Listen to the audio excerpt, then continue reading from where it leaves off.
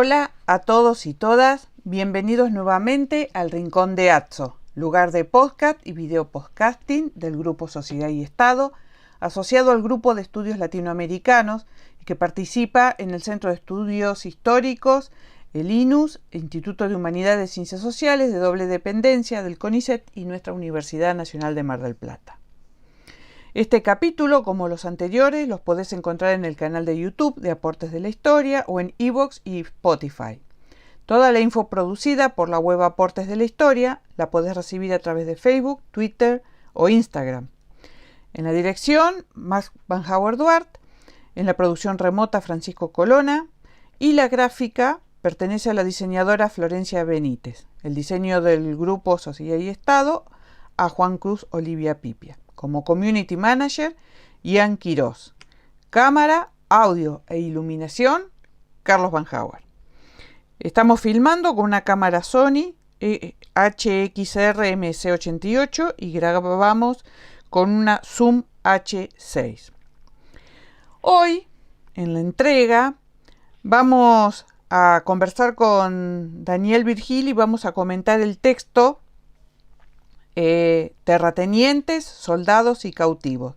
La frontera 1736-1815, que Carlos Mayo escribió junto a su colega Amalia Latrubese, que fue publicado en su primera edición por el Grupo Sociedad y Estado y el Colegio Dr. Arturo Illia. Esa es la primera versión, que es la que se ve acá en grisecita, en 1993, con diseño de tapa de Jorge Luis de la Canal.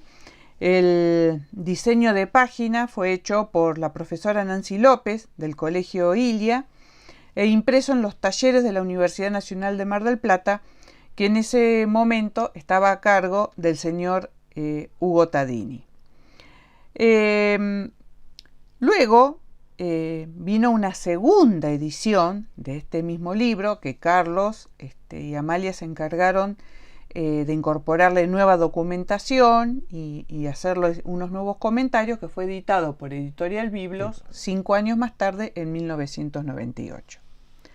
Pero además, con Amalia Latrubese, Carlos había publicado ese cuadernillo que habían titulado Cartas de una mujer porteña para el siglo XVIII. Y era un cuaderno de cátedra de Historia Argentina I de la Facultad de Ciencias Humanas en la Universidad Nacional de La Pampa, allá por 1983.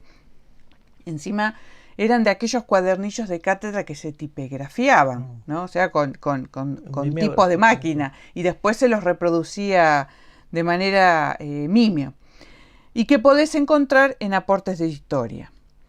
El colegio, en su momento, para la presentación de este libro, organizó una presentación en la que estuvieron presentes el doctor Eduardo Míguez y el profesor Raúl Fradkin. Tuvo muchas reseñas en revistas especializadas y Carlos siempre tenía presente la que le realizó nada más ni nada menos que John Lynch. Un día, como recuerdo, como remembranza, Carlos nos citó en un café, me acuerdo, Carlos Mayos, a Carlos Banhauer y a quien está hablando, en la esquina de la Academia, ¿no? A fines de 1992, y lo encontramos departiendo con Eduardo Zaguier, ¿no? Y de sopetón nos dijo así, muy al estilo Mayo: vamos a publicar este libro. Y así, recordamos, comenzó nuestro primer intento de convertirnos en editores, ¿no? Carlos tenía esas ideas, ¿viste? De onda torbellino. Se me ocurrió una idea y allá íbamos. Bueno. La frontera y los cautivos es un tema presente y de interés para Carlos, siempre lo fue. Sabemos que ayer lo comentábamos, bueno, cuando salga editado este capítulo, lo más probable es que esté antecedido por el que participó Matías, ¿no? Y nos acordábamos de esta cuestión de de esa zona tan flexible, tan misturada, tan llena de matices como es la frontera. Repasamos el texto de las fuentes para el estudio de las fronteras, voces y testimonios de cautivos, fugitivos y renegados, con Matías, entre 1752 y 1790. Los terratenientes fue otro tema importante para él, ¿no? Y en la revista Hispanic Historical American Review se publicó un artículo señero que se llamaba Landed but Not Powerful, de Colonial Estancieros of Buenos Aires en 1991, que traducido sería con tierra pero no tan poderosos. Y fue publicado precisamente allá a los inicios de los 90. Pero ese artículo en realidad había tenido un antecedente. En 1987 fue presentado en un congreso de historia económica y comentado por el doctor Jorge Hellman, que horas antes había hecho lo mismo con otro artículo que había sido La anatomía de la estancia bonaerense. Carlos siempre hacía esas preguntas muy sencillas, pero que por lógica solían tener respuestas que necesitaban una elaboración, no sé si compleja, pero sí de mucha búsqueda, para como le gustaba trabajar a Carlos. Y se preguntaba, ¿dónde estaba al final el poder de los estancieros? ¿En qué radicaba especialmente un área de frontera? ¿Había poder? ¿No había poder? ¿Quién lo tenía? Y buscaba discutir la visión tradicional que estos empresarios parecían ser poderosos por el solo hecho de ser denominados estancieros. Así que esta es una especie de pequeña presentación, recuento histórico, porque los libros a su vez, los libros de historia tienen en sí también una historia. Así que bueno, le damos la palabra a Daniel. Gracias, y Nena. Avanzamos. La problemática que está resumida en el título, ¿no?, de terratenientes, soldados y cautivos, obviamente, si bien en el prólogo los autores dicen este trabajo aborda la frontera colonial bonaerense desde tres aspectos: la sociedad, la tierra y la vida, obviamente tiene un corte definitivamente de historia social, como le gustaba especialmente a Mayo. Y después recalcan esta idea, ¿no? La frontera fue un fenómeno social, para no dejar lugar a dudas. En esta segunda edición ampliada, especialmente lo que van a hacer es incorporar muchas más fuentes que nos vayan haciendo un perfil de quiénes son los sujetos que habitan y las situaciones que se van dando en la frontera.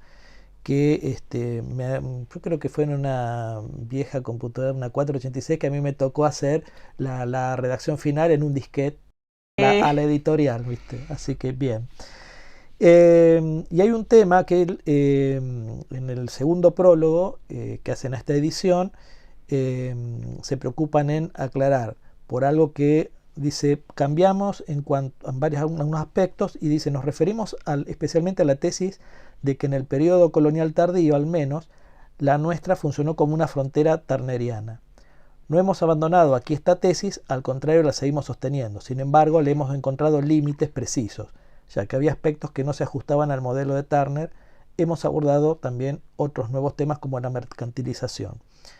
Y bueno, es una cuestión que arranca en la introducción del libro y que después se va a reflejar en el epílogo. El concepto, diríamos, de base de qué se entiende por frontera.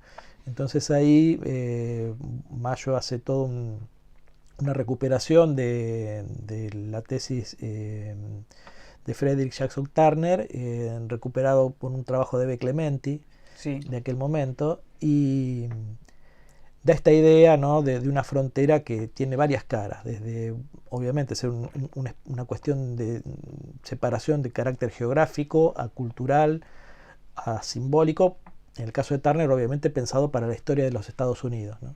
y cómo a su vez esa experiencia de frontera tuvo un alto impacto en el ideario nacional, diríamos, ¿no? o en la impronta de la sociedad estadounidense.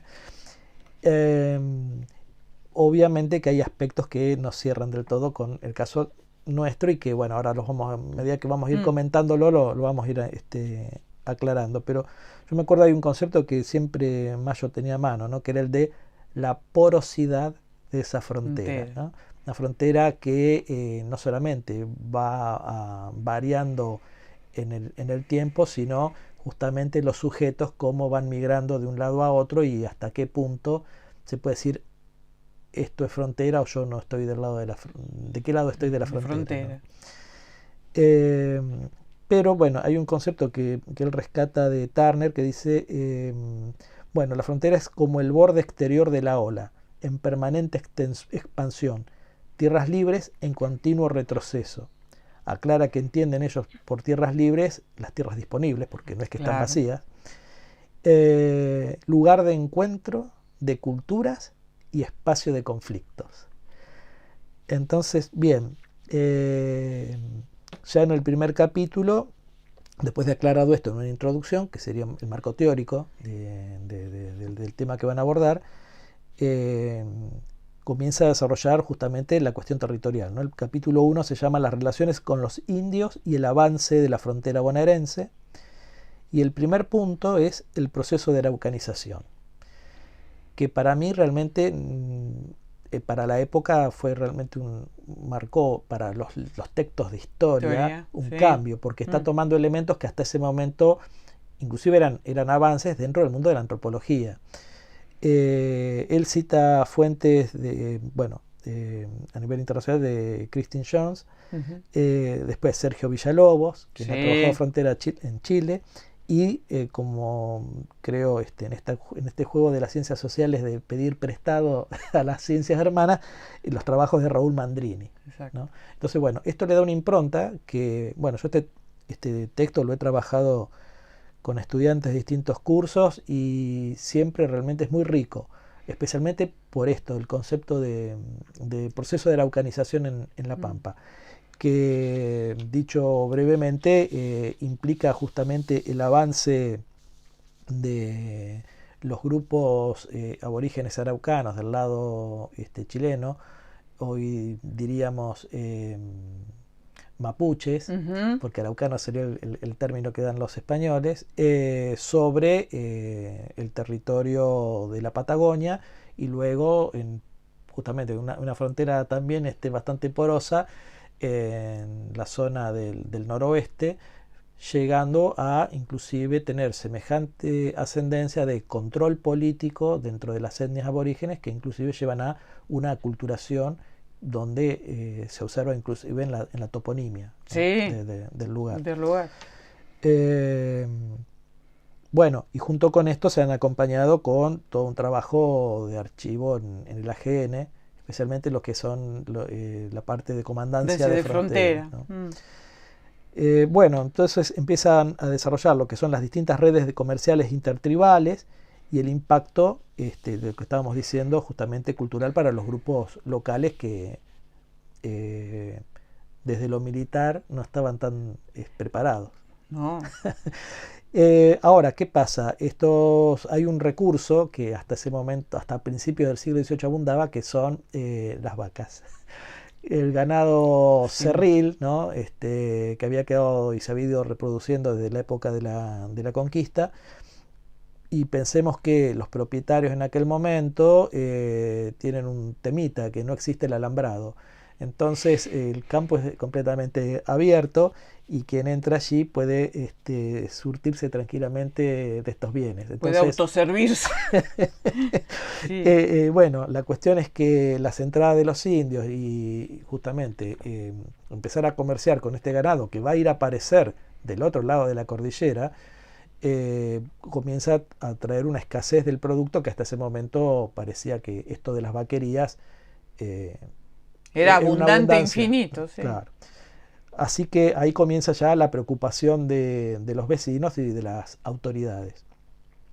A partir de ahí entonces nos lleva al segundo punto de este primer capítulo, que se llama Relaciones con los indios y la política de frontera.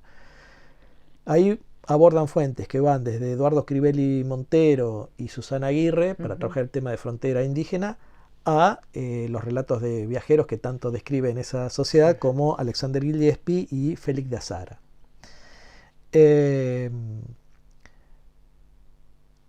Hay un raconto que realizan los autores sobre toda la historia de línea de fronteras, desarrollo de fortines. Por eso, una cosa que no aclaré, ¿no? El libro justamente tiene una periodización que se refiere a esto. Dice, la frontera 1736-1815. 1736 fue el año que se plantó el primer fortín en Arrecifes. Entonces, eso a ellos les daba la pauta de en qué punto arrancar el estudio.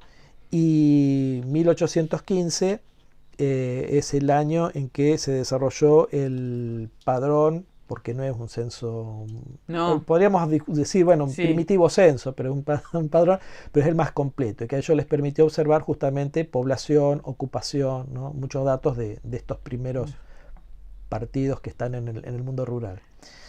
Que es de alguna manera lo que, por ejemplo, hay un trabajo un texto de Fernando Barba acerca también de la frontera, de amigo de Carlos, en donde Barba señala que el tema frontera o el problema frontera para ya el gobierno, hablando en términos cronológicos, para el gobierno criollo, a partir del 10, o sea, sabemos la serie de problemas que tienen esa sucesión de años respecto de la representación, la legitimidad, con lo cual la frontera pasó a ser un elemento totalmente marginal. Y Barba dice, recién después de 1800, de la asamblea del año 13, ahí es como este gobierno criollo ve que tiene ahí un problema, una cuestión a resolver, y empiezan a contemplar posibles soluciones. Pensemos nosotros todo lo que está faltando y todo lo que está sucediendo en paralelo, porque... pero es una problemática que necesita de un presupuesto exacto, muy importante. Entonces ahí es donde siempre está esta cuestión de poner una solución, intentar una pequeña solución por un momento, pero que no tiene continuidad en el tiempo por lo presupuestario. No se sostiene, exacto. Y acá quiero citar una parte del texto. Ellos dicen, la renovada amenaza indígena obligó a los españoles a replantear su política. La frontera fue militarizada, que este es otro concepto transversal en todo el trabajo. Y para ello se introdujeron en la campaña bonaerense los 4 recursos estratégicos típicos de la política de fronteras española en América: el fuerte, la misión, el ejército regular de frontera y el poblado defensivo. Exacto. Y es lo que vamos a ir viendo después en el desarrollo del trabajo, ¿no? Bueno, citan justamente las descripciones que hacen los viajeros de ese interior, de cómo son esos pequeños poblados, donde inclusive más que nada, más que conflictos, lo que ven es la cuestión de acercamiento e intercambio interétnico. Por ejemplo, aquí retoman ellos parte de la descripción de Gillespie, que recordemos que era un prisionero de las invasiones inglesas, que luego lo van trasladando de fortín en fortín y él recorre todo el interior, hace un relato como sus memorias y termina siendo un bestseller en Europa. Entonces él dice, antes de entrar en cualquier lugar se avisa su aproximación al comandante militar y después aparecen en procesión con el cacique a la cabeza, que se distingue por una especie de turbante. Todos van bien montados y con sus mejores atavíos. Siempre colocan sus mercaderías al lado de la calle e inmediatamente después de su arribo. Lo mismo aquí que en Buenos Aires. Se nombraban soldados para acompañar a los diferentes vendedores donde quieran que iban, no para protegerlos, sino para espiar su conducta. Los artículos que traen eran principalmente yerba del Paraguay o mate, ponchos de estambre fuerte, tejidos de negro o rojo, concluidos como para desafiar la lluvia, de los que compré 1 por 6 duros.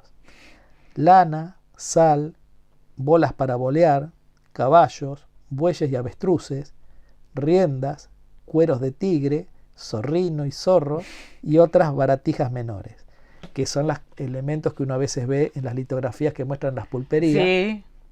Que en el caso de Buenos Aires, que bueno, lo hemos trabajado tanto, la famosa Plaza de Lorea, que ya era extramuros de Buenos Aires, ahí es donde se les permitía a los indios venir a comerciar, porque no ponía en riesgo que entraran a la plaza central. Sí. Claro. Lo interesante acá está en que hay una fluidez comercial, pero obviamente que lo que marca Mayo es esto va como consecuencia va a implicar una dependencia de los grupos amerindios con respecto a de las mercancías que manejan los blancos, ¿no? Especialmente elementos como el azúcar o el tabaco que viene del Paraguay, ¿no? Que ellos no lo pueden producir. Y lo mismo pasará por ahí con el aguardiente en algún momento. Sí, aparte que el aguardiente tenía todo porque estaba la que era oficial, la que se producía de una manera sospechosa y que trataba de esquivar las aduanas secas, sí. O sea, ahí había otro tema encima.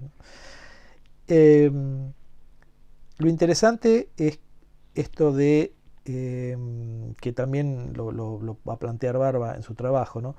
La intermitencia, no es que es una frontera en pleno constante conflicto ni del todo pacífica, pero lo que en síntesis está marcando está que esa intermitencia marca también que ambos grupos necesitan de ese intercambio porque ambos grupos tienen elementos de interés. Quizás se crea una necesidad de elementos que les eran ajenos para los aborígenes, este intercambio, ¿no? De estos elementos que estamos mencionando. Pero los blancos, especialmente en el mundo que dominan los aborígenes, hay un elemento clave que es la sal.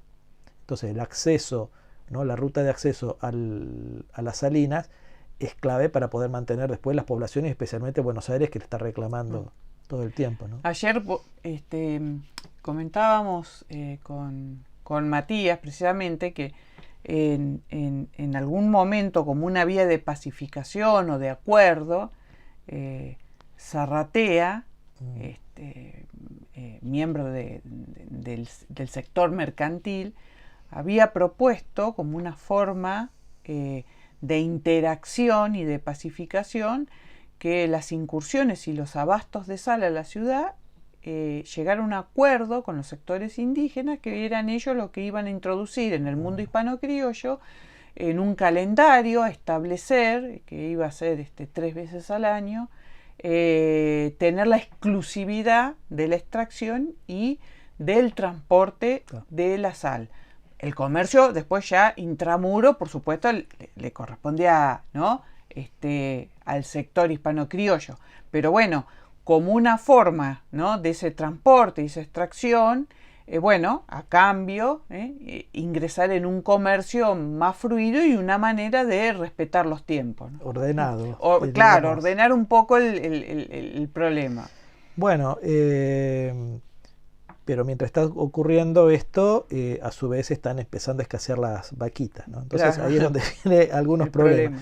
Pero, digamos, para cerrar la idea, la intermitencia de los conflictos es un poco esto, de que ambos se necesitan. Entonces, a veces pareciera que el conflicto sirve en realidad para negociar mejores condiciones, ¿no? Bueno, sí, te dejo pasar, pero a cambio, ¿no? Me vas a dar más productos, o en fin. Y, bueno, los que ponen el grito en el cielo todo el tiempo son los estancieros. Entonces, en ese sentido, comienza de a poquito, con el poco presupuesto que hay, la idea esta de ir levantando una línea de fortines defensiva.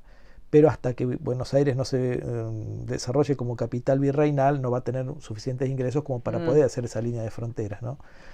Por eso siempre, si bien hay varios antecedentes, a uno se le viene a la memoria siempre el famoso virrey Bertis, que tantas obras hizo, y entre eso desarrolló una reorganización de toda esa frontera, digamos, mejorando las guarniciones inclusive de los fortines, y en donde también reorganiza a un grupo que después charlaremos un poquito más en detalle, que eran los blandengues de frontera, que eran los... Y el debate en aquellos años era, bueno, no tenemos demasiado presupuesto, habría que hacer un impuesto, una cédula que vaya hay que pagar, que saque el cabildo. ¿A quién le corresponde? ¿Al dueño de la tierra? Bueno, pero los comerciantes de Buenos Aires también se benefician de eso. ¿No correspondería entonces ambos? Bueno, y es una pelea que vamos a ver de los vecinos en el cabildo, justamente por a ver quién se hace cargo de ese gasto. Claro, porque en última instancia, como todo impuesto, ¿y quién lo paga? Era que después, no ahora en el tiempo virreinal, pero llevado a la década mediados del 20, sigue la problemática. Los estancieros se quejan de que sus campos están desguarnecidos, que las incursiones, que le roban ganado.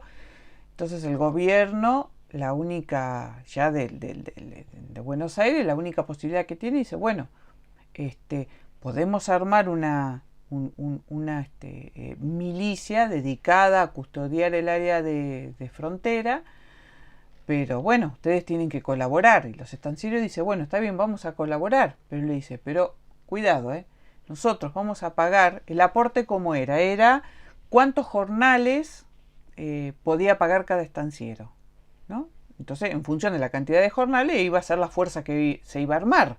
O sea, si eran 10 jornales, eran 10. Si eran 100, 100. Entonces, cada uno aportaba el jornal de un miliciano, de 2, de 1,5, ¿no? Y ahí, en ese listado, entonces la condición que los estancieros dice, bueno, está bien, nosotros aportamos, pero la única función y misión que tienen es estar en la frontera. Después no los usen para ir, o sea, la autoridad política con ese grupo de poder también, a pesar de que uno tendería a identificarlos como que eran una sola argamasa, no, eran dos cuestiones distintas, sí. No, seguro. Bueno, después de hacer todas estas consideraciones, vamos a un tercer punto que se llama el poblamiento fronterizo. Donde, bueno, ahí desarrollan unos cuadros para 1782 y 1783 de cantidades de fanegas de trigo que se pueden cosechar y la presencia de ganado en las estancias, ¿no? Para ir marcando justamente la importancia en la productividad de estas estancias. Y mencionan entonces los autores, labradores y estancieros constituyeron en efecto la avanzada del poblamiento civil.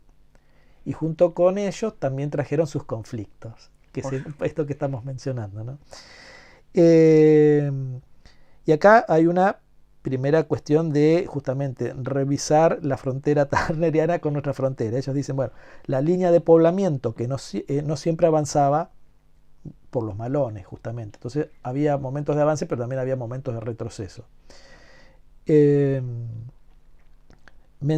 Observan en los documentos que de los pobladores que vemos en este periodo en el mundo de la frontera, da que, bueno, el único espacio de refugio cuando viene un malón es un fortín. Entonces, ocurrido uno de estos sucesos, se refugia en el Fortín de Lobos toda una serie de labradores y estancieros que van a ser el comandante de frontera, hace todo un listado, y ahí salta más o menos una fotografía, ¿no? De quiénes son. ¿Quiénes estaban? Entonces ellos lo que observan es que, un 40%, sería uno de los grupos más numerosos, va entre los 25 a los 30 años. Y luego, bueno, un 20% menores, y el resto ya mayores de edad, pero diríamos casi nadie supera los 50, ¿no? Y dentro de ese grupo un 30%, la mayoría son de zonas aledañas o de Buenos Aires, y un 30% son migrantes del interior, ya de las provincias del norte, que eso lo vemos en el periodo colonial y postcolonial, ¿no? Y bueno, nos acerca aquí una descripción de estos pequeños poblados, donde vamos a ir observando justamente estos elementos que hablaba Mayo de ir avanzando y fijando la frontera. obviamente una vez más citando a la Comandancia de Fronteras y a Gillespie, ¿no? Para Salto, Gillespie dice: las casas son blanqueadas por el sol y todas están construidas con cuadras, con jardincitos por delante. En lados opuestos de una de estas, la iglesia y el fuerte. La primera sencilla y el último mucho más grande que el fortín de Areco, con sus dos frentes levantados con tierra endurecida sacada del lecho del río y los otros protegidos por un foso y palizadas. Y Rojas dice: es más chico que el de Salto, pero las casas están en mejor condición y más lindas huertas las rodean. Ladrillos de barro, endurecido al sol, componen sus habitaciones y su manera de techarlas con paja era al mismo tiempo sencilla e ingeniosa para un hombre que viene de Inglaterra, ¿no es cierto? Bueno, inmediatamente después hay un cuarto punto, seguimos en el primer capítulo, que es muy, muy rico, por eso está subdividido, que es justamente la nueva incorporación en esta edición, que es la mercantilización de la frontera. Y que quizás, esto despierta después el interés de Mayo sobre el tema del gran personaje clave que es el pulpero. El pulpero de frontera. Y bueno, lo que marca es un proceso muy rápido y muy temprano. Pulperos en línea de fortines ya están documentados desde 1770. Hacia 1808, Chascomús, que es apenas una aldea, tiene ya 6 pulperías. Y el padrón de 1815 marca para el partido de San Vicente unos 25, estamos hablando de pulperías fijas, ¿no? Sí, sí. Y en Lobos unos 15. Pero a su vez están las pulperías volantes, que esos son más difíciles de encontrar, porque ya lo hemos mencionado cuando hablábamos del trabajo de pulpería. La pulpería volante es ese carromato, ¿no? Que va, carreta que va avanzando por los campos llevando e intercambiando, inclusive con los propios indígenas. Esa carreta, cuando vuelve a Buenos Aires o al fuerte de Luján, donde sea su origen, va a venir también cargado de elementos que no estuvo vendiendo, los estuvo intercambiando, es decir, va a venir con plumas, cueros. Sí. Y entonces acá, y muchas de ellas son incautadas porque no han pagado ningún permiso, ningún impuesto. Esa es la problemática. Lo positivo es que, esto genera un expediente y a nosotros nos queda el inventario de esa pulpería volante. Entonces Mayo para este trabajo encontró la ubicación dice Sur del Salado, en 1808, que contiene la carreta 6 sacos de bizcocho, 2 tercios de yerba, un barril de aguardiente, un saco de azúcar, 6 docenas de cuchillos, una roba de tabaco negro y una resma de papel. Que siempre nos llamaba la atención el concepto, ¿no? Para aquella época, resma, y Mayo siempre me aclaraba: no se crea, Virginia, usted piensa en una resma de papel porque no fuma. Claro, era papel de... Claro. Porque se veían también muchas resmas de papel en el fortín. ¿Y para qué querían los milicos de la frontera? El papel era justamente para armar tabaco. Para armar cigarros. Así que, esa situación refuerza también esto otro de no, romper con esa mirada clásica, ¿no? De una frontera inhóspita, con pocos habitantes, acostumbrados a una vida de penurias, porque en realidad las mercancías están circulando, y bastante interesante. Y una cuestión que Mayo le preocupó siempre reflejar era que, a diferencia de que inclusive los viajeros dicen no hay pan en el mundo rural, no solamente después vemos que hay hornos, sino que el señor acá está llevando bizcochos. Bueno, cuando hicimos el podcast de las pulperías rurales, especialmente las ubicadas en zona de frontera, con Matías, los inventarios de esas pulperías, cuando las vimos, que los trabajamos, decíamos, esa dieta que uno pensaba que era carne, galleta y yerba, quedó, totalmente desmentida, porque era mucho más que carne, galleta y yerba. Tipos de azúcar, papel para cigarro, tipos de tabaco, tipos de aguardiente, tipos de vino. O sea que eso era, eso era lo que lo entusiasmaba a Carlos, ¿no? Tener Claro. un lugar, Inclusive para mediados del 19 ya vemos fideos, por ejemplo, ¿no? sí, No, fideos secos. ni lo hubiera pensado No. jamás, ¿no? Bien, y el último punto, para cerrar este capítulo introductorio, es la experiencia política en la frontera. Entonces, de vuelta está chequeando o cruzando esto con el modelo de Estados Unidos. Y él menciona dos personajes clave que representan el poder en la frontera: el comandante del fortín y el alcalde de la hermandad, que es el representante de la justicia. Sí. Y miren cómo lo menciona, dice: reinaron sin contrapartida ni contrapeso de institución local.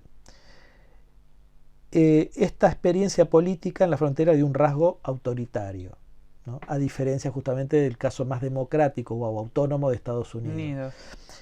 Dice: esa población careció de toda expresión institucional que pudiese considerar propia, autónoma y más o menos representativa.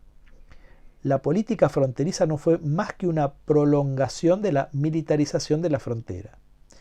Y bueno, después cita un par de casos de esa justicia arbitraria, en el que, por ejemplo, el comandante de un fortín se lleva a todos los peones de una estancia para trabajar en su monte y talar monte privado. O lo mismo en el caso de el juez de paz, que está tomando un peón para ponerlo a trabajar en su casa, ¿no? Y sin dar otra explicación. Entonces, bueno, esto también marca una impronta muy distinta. En este momento lo estoy pensando con lo de proceso de militarización que va a decir Alperín para toda América, pero sí, previo a la militarización de las guerras de independencia tenemos esta militarización, ¿no? Aparte que era patrimonializar lo público en privado. O sea, bueno, en nuestros días no falta en algunos parajes ejemplos alejados de nuestro país que empleados de mantenimiento de zonas municipales terminan haciendo trabajos de obra para, vamos a decirle, funcionarios públicos, claro, en sus propiedades. O sea que evidentemente hay una continuidad. Claro, sí. A los historiadores que nos gusta hablar de ruptura y continuidad, y tenemos una continuidad bien marcada. Bueno, en el capítulo siguiente, el capítulo 2, se llama Sociedad Rural y Militarización de la Frontera de Buenos Aires, ya directamente, donde él plantea que, bueno, hay ya para este periodo tardocolonial hay un desarrollo de militarización inusitado, pero que, bueno, hay que sostener esto, y significa una presión sobre la población rural. ¿Por qué? Porque también hay que conseguir quien sostenga y quien ponga el cuerpo, ¿no? en esos fortines. Entonces se hace una pregunta, ¿no? Porque, bueno, una característica, digamos, que también viene de la escuela americana, el tema de y va guiando al lector a partir de preguntas todo el tiempo. Entonces se pregunta cómo respondió esa sociedad rural a las demandas, y va planteando inclusive a partir de notas que presentan los comandantes lo difícil que les resulta mantener la soldadesca cuando esa soldadesca tiene familia en el ámbito rural, y ellos mismos en parte tienen que ayudar a sus familias para sostener, claro, esa porción de tierra, ¿no? Entonces me acordaba de lo que comentábamos en el caso de juego, que muchas veces las penas, si te encontraban en algún juego prohibido o en algún horario prohibido, más que pena pecuniaria, claro, era la pena era el relevamiento para ir a la frontera, claro, porque evidentemente la necesidad, ahí sí que la necesidad tenía cara de hereje. Por ejemplo, acá mencionan un caso: el comandante de frontera, Francisco Balcarce, explicaba con toda claridad en el verano de 1773 el problema ¿no? Dice: no hay duda que el tiempo presente es el que hacen estas gentes más notable falta en sus casas para sus cosechas, y los que no lo tienen para lograr la utilidad de los crecidos salarios que gozan en la siega y la recogida de ellas, un auxilio a que aguardan todo el año para vestirse, porque recordemos también, bueno, otra problemática que se va a mencionar todo el tiempo es el bajo y atrasadísimo salario de soldado de frontera, ¿no? La mayor parte de ellos dejan en sus ranchos sus familias, sin tener quien cuide de su subsistencia, ni de los pocos caballos, vacas o yeguas que tal vez al regreso de la frontera encuentran perdidos o robados. Y al que así le sucede necesita largo tiempo para resarcir este daño, y si cuando empieza a conseguirlo ocurre motivo para que con la separación de su casa experimenta repetido este perjuicio, ya solo piensa en ahuyentarse en todas las ocasiones que le llega, de que lo citen para cualquier servicio, es decir, Claro. va a estar más en su casa que en el fortín, Sí. pero él tampoco los puede retener todo el tiempo, ¿no? Y bueno, cita otros casos donde hay varios comandantes que están planteando ese problema a la autoridad. No siempre tienen la guarnición completa y bueno, los indios no avisan cuando van a hacer un malón, ¿no? Claro, porque la cuestión era, por ejemplo, el salario bajo, pero aparte de bajo, totalmente atrasado. Se llegaban a acumular meses, hasta un año de sueldo, y que ahí jugaba un rol este pulpero ambulante que iba fiando, y prácticamente cuando llegaba la partida con los sueldos, el comandante lo que hacía era directamente darle el sueldo al pulpero, porque lo que había anotado en esa deuda era infinito, era interminable. A veces ni siquiera cubría una parte de la deuda acumulada. Entonces, este punto Mayo lo cierra con un planteo bastante interesante. Dice, hay una estructura previa de solidaridades y dependencias que no la pudo quebrar el Estado, ¿no? Y que, bueno, se tuvieron que adaptar los comandantes. Bueno, y a partir de allí comienza a mirar ya con lupa ciertos elementos muy típicos de esta frontera, ¿no? El capítulo 3 se va a referir a los fuertes. Bertis los había definido en su momento como pequeños corrales. Entonces Mayo dice, bueno, ¿será tan así? Bueno, y comienza a describir justamente el tipo de empalizadas de Ñandubay. No voy a empezar a describir los detalles, pero bueno, más o menos tenían una arquitectura, ¿no? muy débiles. Y en cuanto lo mismo pasa con las armas y las herramientas, ¿no? que se encuentran en los inventarios, y hay armas en todo tipo de todo tipo de carácter y todo tipo de condición, ¿no? Así que hay una gran precariedad, a lo que refuerza Mayo. La precariedad de los fortines también hace de una vida precaria, ¿no? Claro. Porque estaban un poco ahí a la buena de Dios y tampoco tenían con qué responder ante una amenaza seria, ¿no? de parte de los indígenas. El capítulo siguiente se llama Los blandengues de la frontera, perfil social y vida cotidiana. Y ahí sí, ya va más en detalle de estos hombres, ¿no? Bueno, en 1752 había sido creada la primera compañía, y Bertí los reorganiza entre 1779 al 80, otorgándoles uniformes, por ejemplo. Al menos eso. Y lo que estudian acá los autores es justamente quiénes son esos blandengues, ¿no? Ellos presentan dos cuadros sobre el origen en uno de los fortines. En Origen de los blandengues, dicen en el fortín del Invencible, para 1767 hay 17 que son de Córdoba, 17 que son de Buenos Aires, 10 de Santiago del Estero, 3 de Corrientes, 3 de Santa Fe, 1 de San Luis, 1 de Tucumán y uno que no se sabe su origen. ¿Y cuál era la ocupación previa?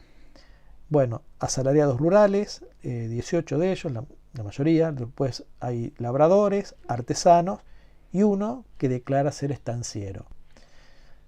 Pero, bueno, no sabemos bien cuánto tiempo va a estar en el fortín, qué está haciendo allí. Bien. Así que, bueno, refuerza esta cuestión, ¿no? El origen es de todos los puntos del virreinato, pero básicamente son gente, excepto algunos artesanos que pudieron haber venido de Buenos Aires, y son 5 nada más.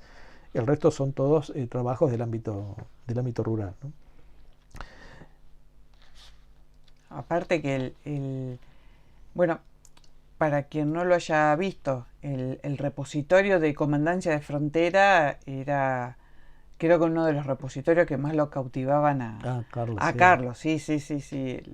El tema y bueno, y la formación y el mundo social de estos blandengues, que era la otra cuestión que Carlos empezó a husmear con lupa, porque bueno, la cuestión de la sensibilidad, como decíamos, las sensibilidades y los sentimientos era algo que a Carlos le empezó a preocupar. Mucho, ¿no? Bueno, después describe justamente las grandes limitaciones que tienen ellos a la hora de querer hacer una incursión o una partida, más allá de desconocer el terreno, los escasos elementos que tienen, ¿no? Y ni hablar con el tema de las armas. Y después hace un alto allí en el relato y dice: la frontera no era exclusivamente masculina. Exacto. La mujer era una presencia habitual. Por ejemplo, en la Guardia de Rojas, en un escrito que hace el comandante, menciona que hay 80 mujeres, que es un número muy interesante, la verdad. Pero bueno, acá estamos viendo, bueno, las fortineras en parte y las mujeres que acompañan a esos poblados que se van anexando al fortín. Al fortín. Y acá empieza en la parte más social y de mentalidades también, ¿no? que después va a dar pie a otro trabajo sobre el tema de las relaciones, ¿no? y el amor.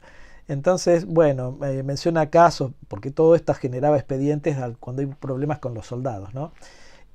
Mujeres que se han fugado de su marido para amistarse con otro soldado. Claro. Bueno, eso es algo bastante frecuente.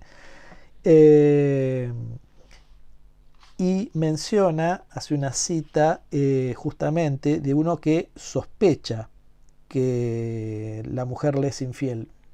Quizás no tenga suficientes pruebas, pero está con mucha cólera el blandengue Julián Valdés.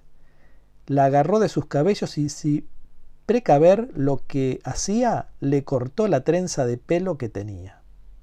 Vos me imagino, Diana, que podrías acotar algo sobre esto. Bueno, en el archivo en el archivo histórico de la provincia de Buenos Aires, en el Lebene, en La Plata, hay un expediente judicial en donde está adosada la trenza de la China y pasó a ser como una especie de expediente estrella, a tal punto que eso que lo había visto Carlos, ¿no?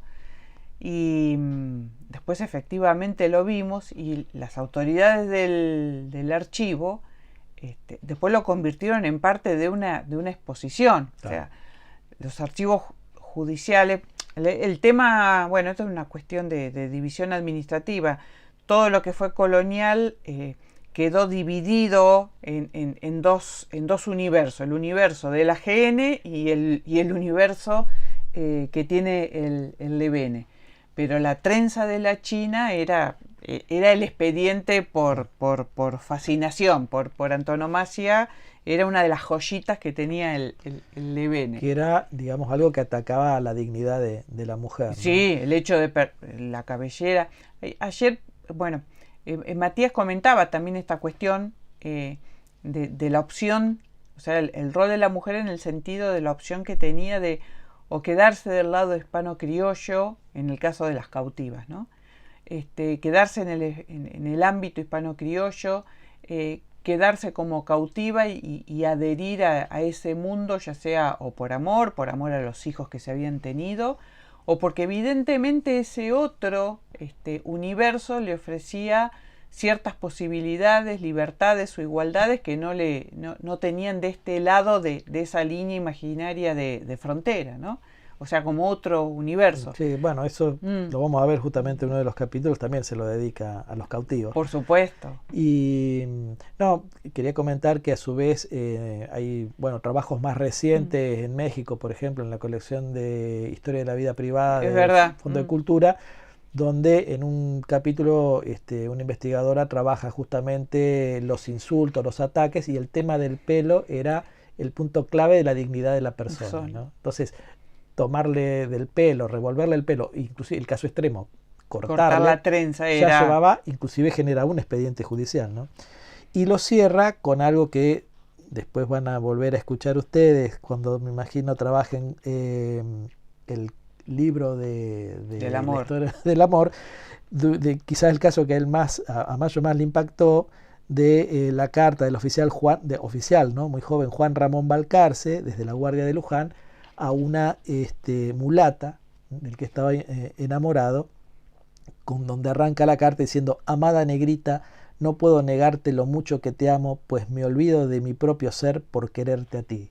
No, y que entonces dice Mayo, bueno, obviamente lo típico de los problemas, el problema de las fuentes judiciales, nos traen los conflictos, pero también hubo amor, claro, del bueno, que es este ejemplo de la carta de un Balcarce muy enamorado, de un amor prohibido para Buenos Aires, ¿no? Porque estaba enamorando en la frontera y de una mulata, ¿no es cierto? Bueno, el capítulo siguiente, que es el capítulo 5, ya se dedica específicamente a los cautivos. Se observan allí, bueno, las características, ¿no? ¿Para qué sirven esos cautivos? ¿Qué utilidad le pueden dar, podríamos decir, sí, en ciertos términos, los indios cuando los capturan? Se plantea, bueno, sirve como un bien de intercambio, especialmente en las negociaciones. Bueno, vamos a llegar a un arreglo y como un gesto te estoy entregando unos cautivos. O si me das o me permitís recorrer cierto territorio, te doy. Te entrego.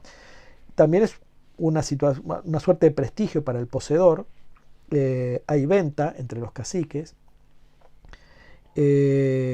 También, especialmente, bueno, los cautivos son gente joven, especialmente niños y mujeres, ¿no es cierto? Un hombre joven y fuerte le representa una amenaza. Entonces, generalmente no conviene conservarlo. No, mueren en el malón, ¿no? O también hay casos más extremos, en las fuentes que cita Mayo, donde se acercan a avances de exploratorios que hacen los blancos y se acercan a algunos indios a ofrecerle, por intercambio económico, cautivos. Como tengo cautivos, ¿les interesa? Claro, sí, ¿Cuánto me dan? Más o menos así. Y hay una cuestión muy interesante, se observan en esos expedientes que hay negros, indios de otras etnias, por ejemplo, en un caso se observa que hay indios guaraníes, y obviamente también hay mujeres. Ahora, versus a la literatura tradicional, no es simplemente la cautiva blanca, también hay como cautivas mujeres de otras etnias indígenas, ¿no? Que ahí está también la cuestión porque el hecho de entre las mujeres propias y las mujeres cautivas también le daba una jerarquía, claro, a quien las tenía. Entonces, bueno, cualquier indio obviamente no iba a tener la cautiva, sino iban a ser los de mayor rango. Era un tema de el capitanejo. Sí, era un tema de jerarquías internas. Y bueno, no estamos hablando solamente de dinero, sino también se puede rescatar un cautivo con bienes, ¿no? Acá hay un expediente de bienes pagados en el rescate de una cautiva en 1779, donde, por ejemplo, se menciona pellón de sal, mantas de bayeta, sombreros, estribos, espuelas, un freno sin copas, cabezadas con pasadores, mazos de cuentas, 3 ponchos, 5 caballos y 50 yeguas. Que esos, digamos, inclusive tienen más peso que si le estuviera dando dinero, ¿no? Y los caballos creo que es la real moneda en ese mundo de la frontera. A partir de allí, bueno, comienza también a meterse un poquito en el cautivo y tratar de rescatar la voz de aquellos que intentaron huir y que implicaba realmente toda una odisea poder cruzar en una campaña que se desconoce para llegar de vuelta al poblado. Bueno, el caso de que no tienen ni para tomar agua, que era el punto también que le ponía un freno al avance militar, porque si no se conocía el área donde hubiera pozos, ¿no es cierto? A los 2 días ya se tenían que volver, no podían seguir a los indios. Ese era ese fue el tema no de este momento, sino desde un inicio, el desconocimiento de la topografía del terreno sobre el cual se movían. O sea, el desafío del conocimiento de esa topografía era para el mundo hispano criollo. O sea, se avanza, pero no sabemos, y hasta que no se van amojonando los pozos de agua, las estribaciones, algún acceso dificultoso, era como un avance a tienta. En ese sentido, toda la ventaja corría a favor de los grupos indígenas. Claro. Entonces, no. Pero el agua era fundamental. El tema del agua, por ejemplo, menciona el caso: Hipólito Bustos se mantuvo con huevos de avestruz y caminó 3 días sin encontrar una gota de agua. Manuel García comió algunos peludos y aplacaba su sed con agua llovida que juntaba en su carona, y de la que juntaba le daba a su caballo. José Teodoro Flores, por su parte, se alimentó con la fruta del duraznillo. Javier Díaz evitó morirse de sed agitando los pastos cubiertos de rocío sobre su poncho hasta humedecerlo, y mojado lo chupaba, que era un caso que Carlos siempre lo nombraba, ¿no? Le fascinaba. Entonces, o por ejemplo, Victoriano Castro llegó con los pies helados y debió ser transportado a Buenos Aires en una carreta. Esto quiere decir que no todos lo lograban también, ese cruce, ¿no? En solitario. Pero hay un caso interesantísimo con el que cierran el capítulo, que es el caso de la cautiva casada con el cacique. Entonces, dice el texto: más allá de las peripecias individuales, está el hecho que desempeñaban funciones bien concretas, ¿no? Y dice: la historia de doña Juana María Sánchez es en todo su patetismo reveladora de las lealtades cruzadas que más allá de las fronteras ligaban los mundos que ella separaba y vinculaba a la vez. Cautivada por los pampas cuando tenía entre 2 y 4 años, Juana María Sánchez se crió entre ellos y en Los Toldos se casó con un pampa con quien tuvo 4 hijos. En un determinado momento ambos decidieron pasarse a la sociedad española, donde fueron bautizados, catequizados y legítimamente casados, para, luego de 2 años, regresar a la toldería donde la mujer tuvo un hijo con otro indio. Ni Juana María Sánchez ni su esposo indígena pudieron, empero, concretar su propósito de retornar a Los Toldos, porque fueron sorprendidos en la frontera, apresados y devueltos a Buenos Aires. Todo un caso, ¿no? Que después lo sigue también desarrollando con el tema de renegados en la frontera Mayo, de esta cuestión a veces del cautivo que queda atrapado en 2 mundos, ¿no? Sí. Ya no es lo mismo, digamos, su vida cambia para siempre, ya no va a ser un igual cuando vuelva a la sociedad blanca, y dentro de los indios, bueno, también es un nuevo mundo que se tiene que adaptar. Ahondando con esto, en el capítulo 6, que es de Renegados de la Frontera, y arranca ya en el copete del capítulo con las cintas de Martín Fierro, cuando se está yendo con Cruz a las tolderías, porque si bien es un relato de segunda mitad del 19, refleja perfectamente la situación que se observan en las fuentes, ¿no? Y acá ya, digamos, muestra este otro aspecto de la frontera como experiencia de vida. Se encuentran muchos casos de desertores que han sido blandengues. Después también hay un caso de un hijo que ha huido de su padre en una estancia y se va para el lado de la toldería, o también de un esclavo que por el maltrato de su amo también busca un refugio en ese lado, ¿no? Y por un lado, para el que se quiere ir y va a ir a residir, puede buscar una salida como escape, pero quien se queda a vivir ya en forma permanente implica un cambio de hábitos y de lealtades. Pero dice Mayo, de hábitos hasta cierto punto, porque tampoco le cambia radicalmente, como es la vida en el mundo rural y de frontera, pasarse al otro lado. Pero en lo de las lealtades sí, porque van a ver muchos de estos blancos que se van y que intentan demostrar un poco sus conocimientos de vaqueanos, como para, digamos, ofrecer y demostrar su utilidad a la tribu, van a participar guiándolos en los malones, ¿no? Claro. Y hay un caso muy interesante donde vuelve a retomar la situación de una cautiva, ¿no? Dice: el tema de la cautiva que regresa a las tolderías se repite y una y otra vez en las fuentes y en la literatura. Es el caso de Bernarda, a quien los indios, según un cautivo que la había conocido, Llevaron pequeña y aunque después la rescataron sus parientes, con un hijo que ya tenía, se volvió a los mismos indios. Es Lincolnilia Nieves, la cautiva del relato de Cunningham Graham, quien decidió dejar a su nueva pareja y regresar a su esposo indígena y sus hijos dejados en los toldos.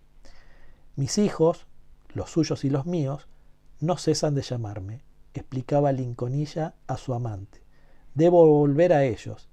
Y mira, mis caballos están gordos, el potrillo puede marchar, y déjame volver a mi amo, esposo, y darle más hijos y por fin morir cuando sea vieja junto a algún río, como otras esposas indias. Ah, no, una belleza. Una belleza.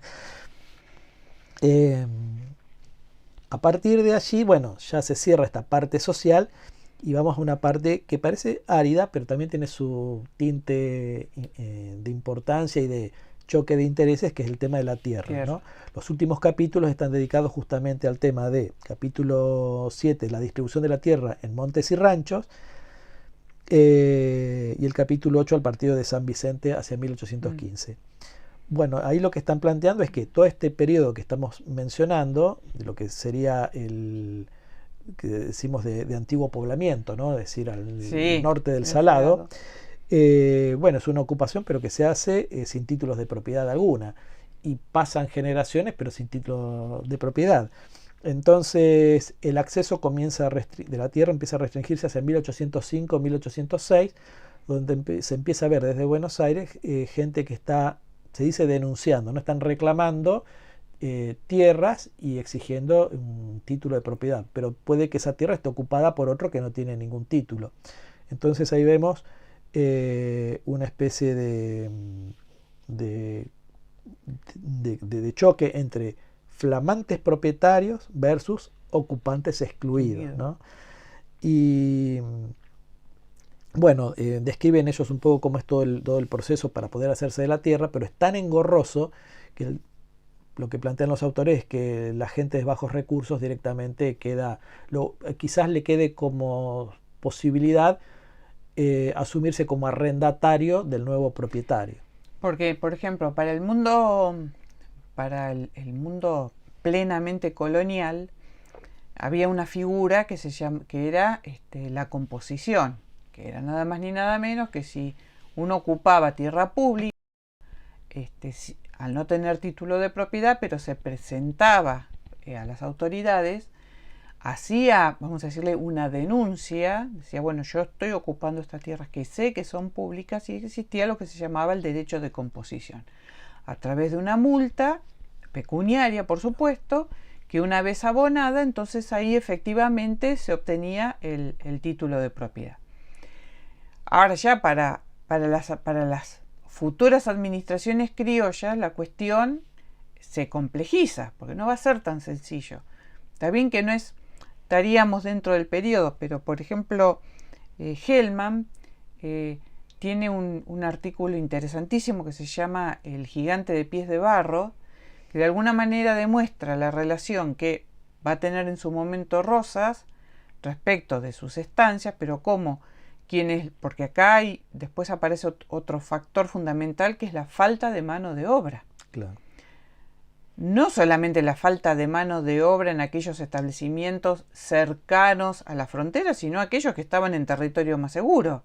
Pero sin embargo, es un problema medular, y en donde de alguna manera uno supone, frente a un individuo de la élite, con el poder político que sabemos que acumula Rosas, sin embargo, esos habitantes que no tienen ese paisanaje, que no tiene tierra propia, pero que está sentado o en la periferia de las estancias o muy lindante a la estancia, bueno, los necesita ese gigante que acá es el gobernador Ross, y le dice, bueno, o el estanciero antes de gobernador, y bueno, tiene que negociar en esta cuestión de arrendamiento por mano de obra, por participación, por ayuda en las tareas estacionales.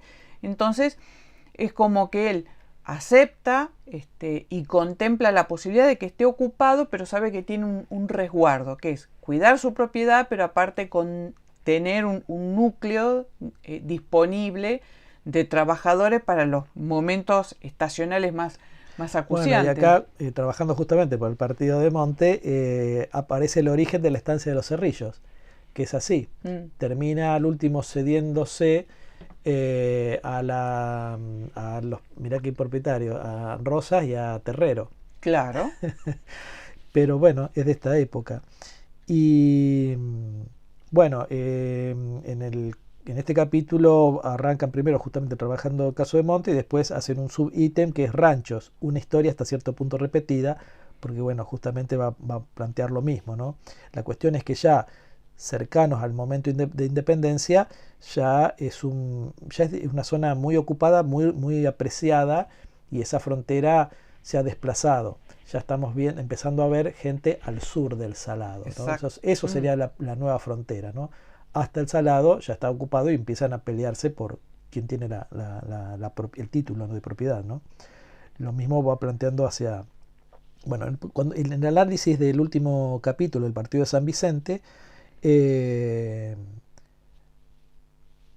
también ponen un cuadro a partir del censo para observar los pobladores, la ocupación de los mismos y más que nada, que es interesante, muchos de ellos la posesión de esclavos, ¿no? Claro. Que ya le va marcando su estatus. Entonces lo cierran el capítulo poniendo una mirada de perspectiva, diciendo: la extracción social de los denunciantes, de los que solicitaban tierras, revela algunas pautas comunes. En Lobos como en Monte y Ranchos son los productores más prósperos los que denuncian tierras. Se trata, en el caso de Lobos, de labradores acomodados, en su mayoría dueños de esclavos y residentes en la frontera misma. Algunos son además oficiales de milicias y la mayoría había estado ocupando las tierras en la zona desde hacía algún tiempo. Inclusive hay un caso donde reclama la estancia de su padre, que nunca tuvo título, claro, ¿no? Entonces dice: los conflictos entre ocupantes y nuevos propietarios detectados también se dieron en otros partidos fronterizos. Algunos se sometieron y se convirtieron en arrendatarios de los nuevos dueños de la tierra, otros litigaron, y no faltaron los que se marcharon más al sur en busca de nuevas tierras fiscales para explotar sin cargo, disputándole el territorio a los mismos indios, que es esto que estamos hablando. Y bueno, se cierra con un epílogo el trabajo, donde hacen una suerte de balance breve de cada capítulo, reforzando esta cuestión de cómo transformó la frontera esta política de militarización. Y dicen los autores: pero la frontera no había sido siempre temor y recelo del otro, también fue una válvula de escape para las tensiones existenciales. De hecho, muchos renegados encontraron en la toldería refugio para sus vidas atormentadas. La frontera ofrecía así una alternativa de vida. Y lo cierran con esta duda existencial, ¿no? ¿Se adapta o no se adapta la tesis de Turner a lo nuestro? Entonces, bueno, leo el último párrafo, sí, cómo cierra el libro Mayo y Latruevese. Si la existencia de esa frontera de tierras libres, anterior al periodo de aceleración del proceso de denuncias, hace pensar en una frontera como la imaginada por Turner, su historia política, en cambio, se aparta radicalmente del modelo planteado por el historiador estadounidense. La frontera colonial pampeana y aún la posrevolucionaria no acunó nuestra democracia. Cuando pudo expresarse políticamente, terminó, luego de algunas vacilaciones, contribuyendo al ascenso del estanciero dictador Juan Manuel de Rosas. Mientras tanto, en el nuevo oeste estadounidense, otra frontera, la evocada por Turner, también en febril proceso de ocupación, apoyaba masivamente la elección de su héroe, el plantador presidente Andrew Jackson, y ampliaba el derecho de sufragio a sus habitantes, contribuyendo a consolidar así la experiencia y el imaginario de la democracia de Estados Unidos. y mirá cómo lo cierra, ¿no? Con una comparativa increíble. Dice, el general Jackson y el brigadier general Juan Manuel de Rosas, dos contemporáneos, dos fronteras y dos experiencias políticas de signo opuesto, que sin embargo no dejaban, cada uno a su manera, de buscar la adhesión popular y de denigrar simbólicamente, uno a los cajetillas de frac y el otro a los aristócratas privilegiados del dinero y el poder. He aquí un gran tema de historia comparada que espera un historiador inspirado que lo recoge. No, y ahí pone cierre al libro. Así que bueno, Daniel, muchas gracias. Ha sido un encuentro precioso, recordando uno de los trabajos de Carlos. Y bueno, a ustedes agradecerles por el acompañamiento de siempre. Y ya saben, si les gustó, nos dan un like. Y bueno, acá termina otra entrega del Rincón de Atso. Y les decimos hasta pronto, les dejamos un abrazo cuando hagamos un nuevo encuentro. Hasta pronto.